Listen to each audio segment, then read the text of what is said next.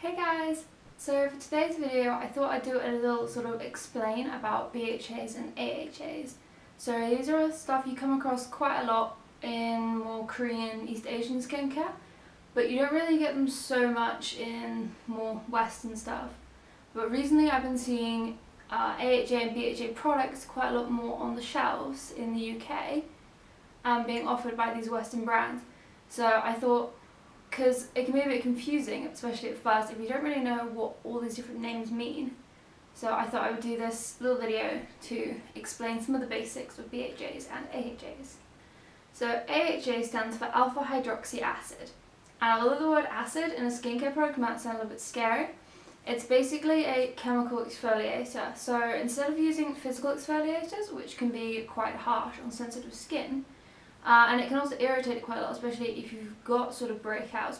Chemical exfoliators are much more gentle, although you do need to kind of slowly ease your skin into it. But I will, near the end of this video, be doing my sort of 3 big rules for using AHAs and BHAs. So AHAs work on the surface of your skin, so they can smooth it out, and they're good for things like acne scars. They sort of target dead skin, so they can give you a much smoother, more even complexion.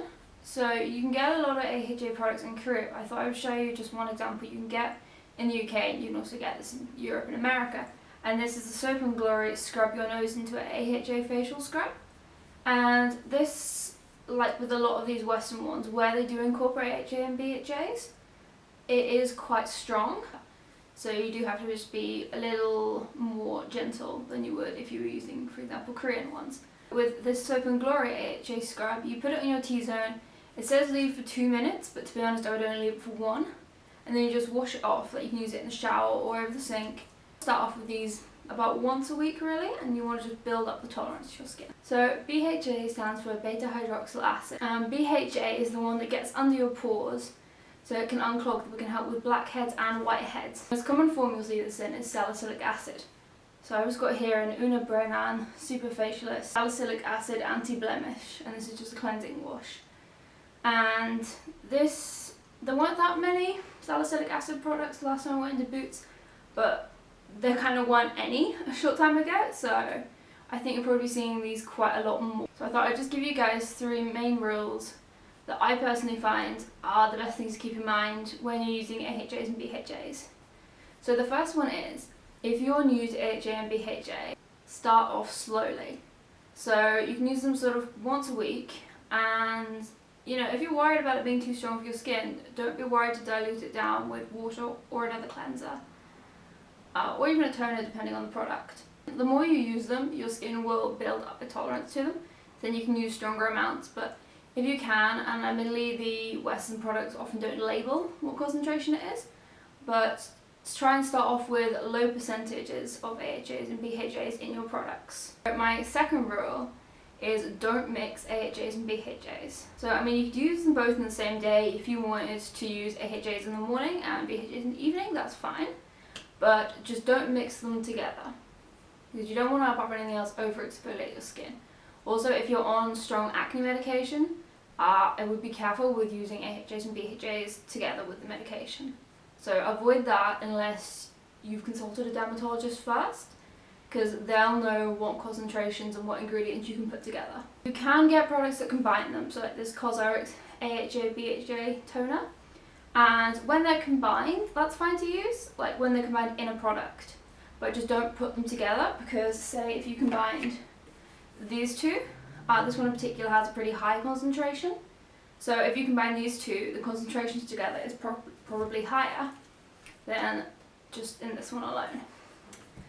Another thing to add actually is, if you use any vitamin C products, you can use AHAs and BHAs at the same time, but it kind of cancels them out because of the pHs. So if you put a vitamin C product on after you've used a chemical exfoliant, I mean, like if you have a vitamin C serum, you still have a serum, but you won't have the same vitamin C effect. And you can also, because of the pHs, there is a lot of science behind it, but I didn't want to go too much into the science because this is more of an introductory video. But if you want to try and boost the effectiveness of AHAs and BHAs, you can use things like this Cosrx Low pH Good Morning Gel Cleanser. And this just keeps your skin at a good low pH that makes things work more effectively. And it's quite easy to do, so it's not too complicated. You don't have to be worrying about trying to measure things out yourself.